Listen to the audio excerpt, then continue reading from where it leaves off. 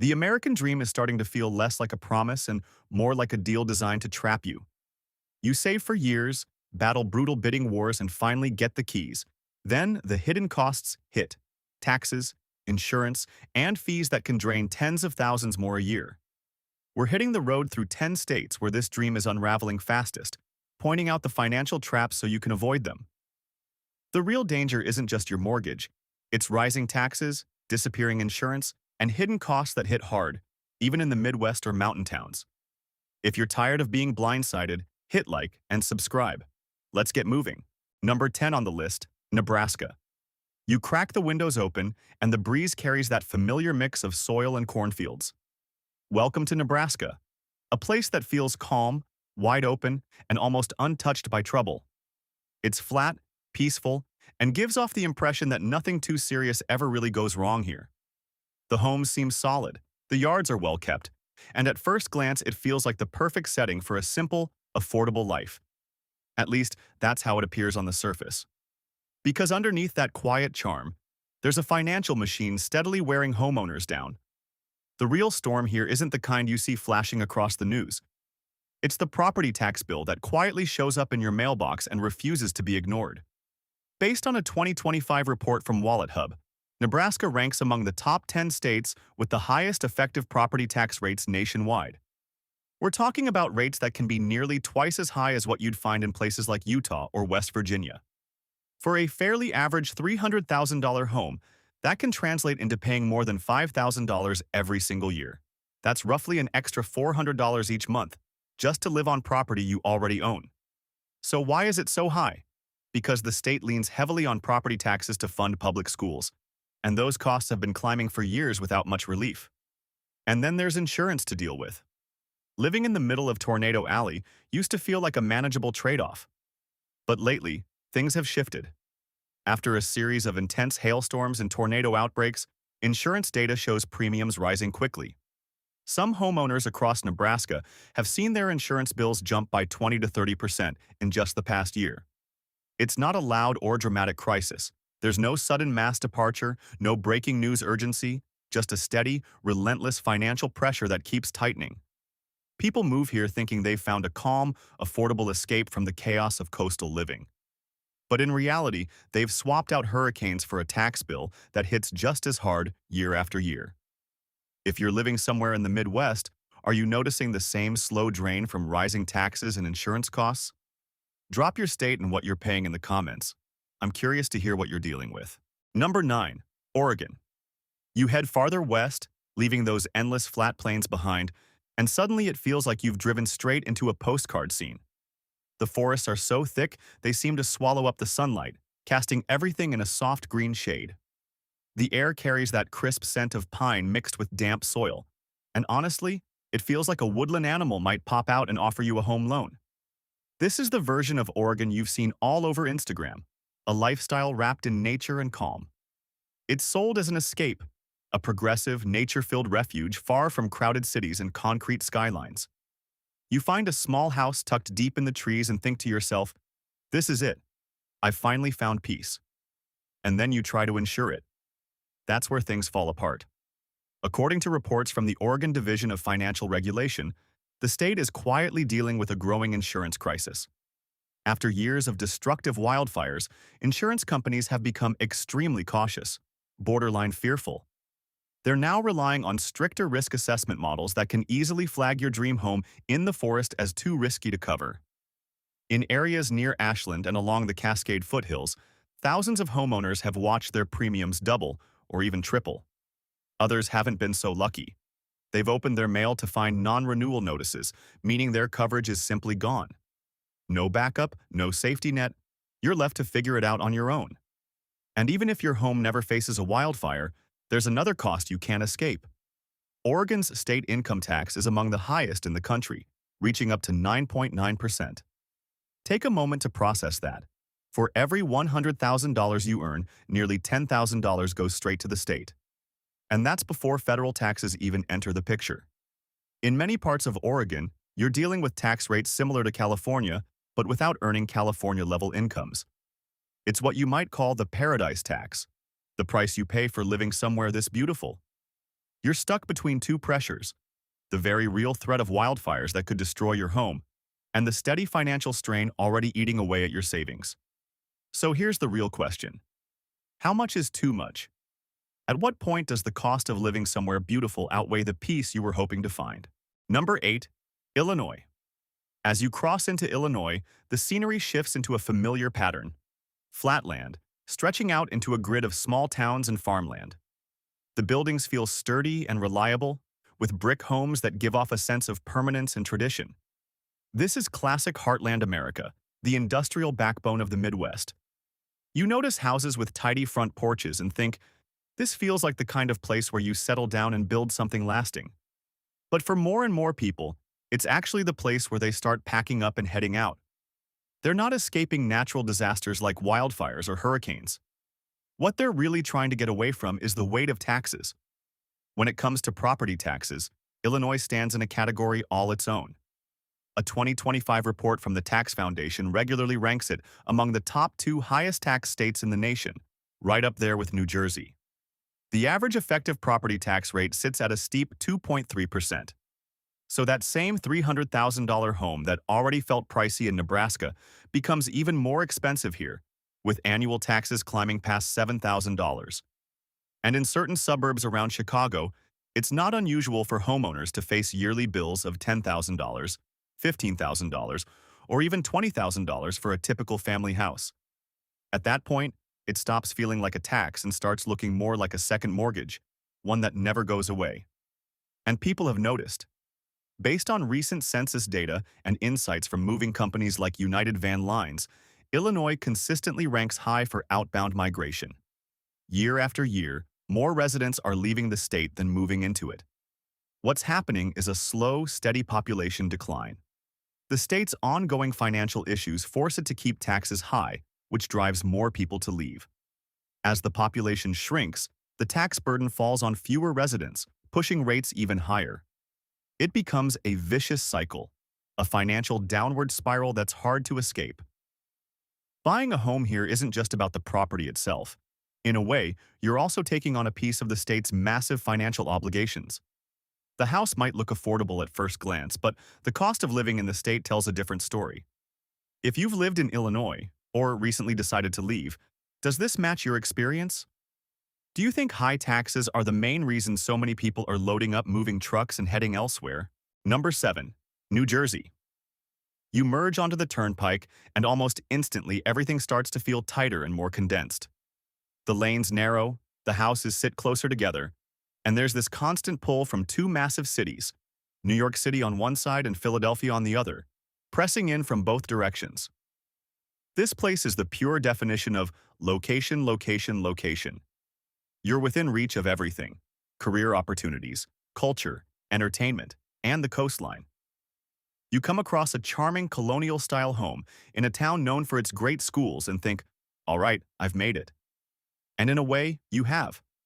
You've landed in the #1 spot for the highest property taxes in the entire United States. That's not just hype, it's backed by the numbers. Year after year, data from the Tax Foundation shows that homeowners in New Jersey pay more in property taxes than anyone else in the country. According to their 2025 figures, the average annual property tax bill is approaching $10,000. And that's not for some luxury estate. That's just the average homeowner.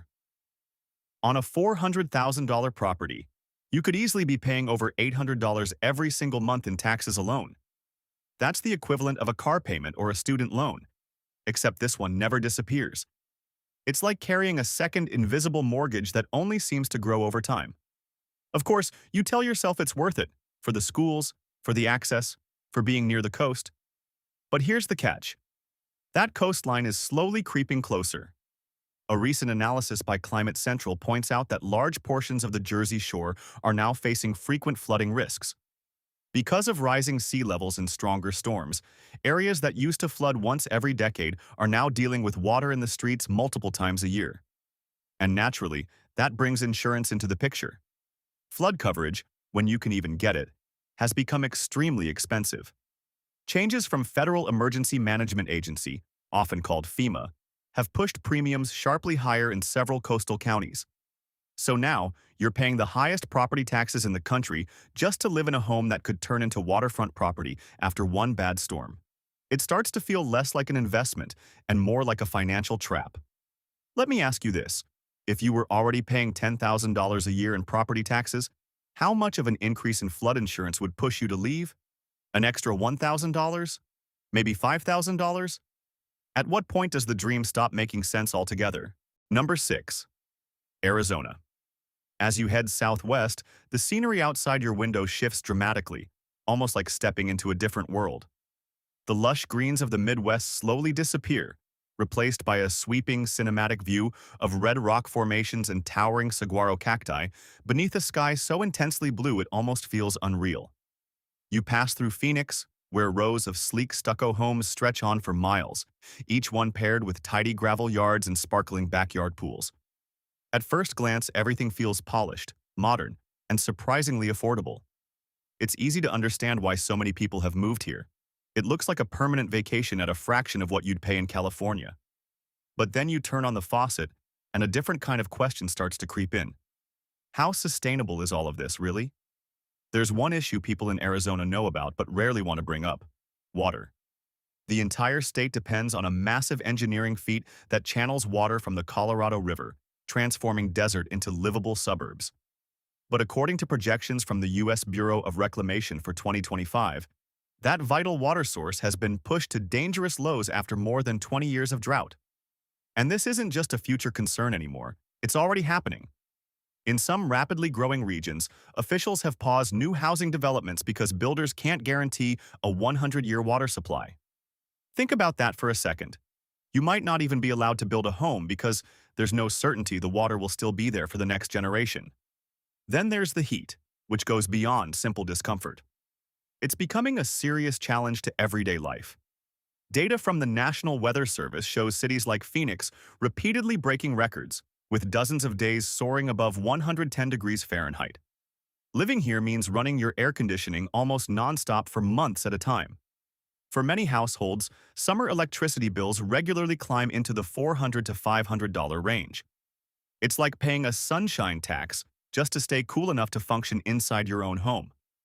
In a way, choosing to live here means committing to a lifestyle that's constantly battling the environment itself, relying on technology to keep things livable while nature keeps pushing back. So here's the real question you have to ask yourself. Does it make sense to invest in a home in a place where water is becoming scarce and the climate is growing more extreme?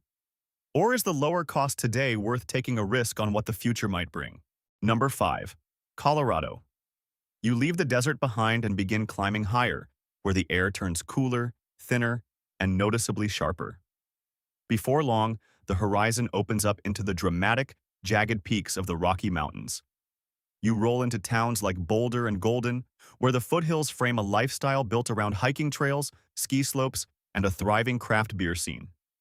This is the Colorado Promise, a life centered on health, activity, and constant access to the outdoors, where nature feels like an extension of your backyard.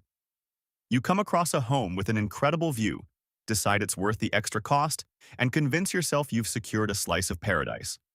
Then reality hits, and it comes with a bill. The first shock usually arrives through your insurance provider. After disasters like the Marshall Fire, which destroyed more than 1,000 homes in just a few hours, insurers have become extremely cautious. According to the Colorado Division of Insurance, premiums in high-risk zones, especially those scenic mountain and foothill areas, have surged dramatically. Homeowners are reporting increases of 50%, 100%, even as high as 200%. And in many cases, policies aren't just getting expensive, they're being canceled altogether. Some properties are now considered too risky to insure at any price. Without insurance, getting or keeping a mortgage becomes nearly impossible. That dream home with the million-dollar view can suddenly turn into something you can't sell and can't move away from. Then comes the second blow, from the tax side. After the repeal of a long-standing tax-limiting amendment, property reassessments across Colorado have hit homeowners hard. Reporting from the Colorado Sun showed that in 2025, many counties saw property values jump by 30% to 50%. Yes, really, nearly overnight. That means your home's assessed value skyrockets on paper, And your property tax bill climbs right along with it, even though your income hasn't changed. For many residents, it's been a sudden and overwhelming financial jolt. You're already paying a premium for the view, then more for the wildfire risk tied to that location, and now even higher taxes because that same risky property is considered more valuable. And just like that, the cost of paradise starts stacking up fast. We're only halfway through this road trip, and things are already looking rough. If this feels intense, just wait, because the next states on the list aren't dealing with potential risks anymore. They're places where the financial fallout has already hit, and entire communities have felt the impact. Number 4. Texas. The moment you cross into Texas, everything feels bigger, almost exaggerated in scale. The sky stretches wider, the highways expand, and there's this unmistakable energy of ambition in the air. Driving through suburbs around Dallas or Houston, you're surrounded by what seems like endless new construction. Gated neighborhoods, large brick homes, and freshly built schools line the roads as far as you can see. This is the Texas formula: minimal regulation, rapid growth, and the promise of getting more house for your money. At first, it really does seem like a great deal. You can land a spacious 4-bedroom home here for what might only get you a tiny place in Denver. There's no state income tax either, which makes it feel like you've figured out some kind of financial loophole. But then the costs start rolling in, and the picture changes fast. The first wake-up call usually comes in the form of your property tax bill. Because Texas doesn't collect a state income tax, it leans heavily on property taxes to fund things like its highly rated school systems. And those taxes, they're steep. According to organizations like the Tax Foundation, Texas consistently ranks among the top 5 states for highest property tax rates. In many cases, the effective rate is nearly double the national average. So that $400,000 dream home can come with an annual tax bill of $8,000, $9,000, or even $10,000. It's not just a one-time hit, it's a constant rising expense that can eventually push long-time homeowners, especially those on fixed incomes, out of their own houses.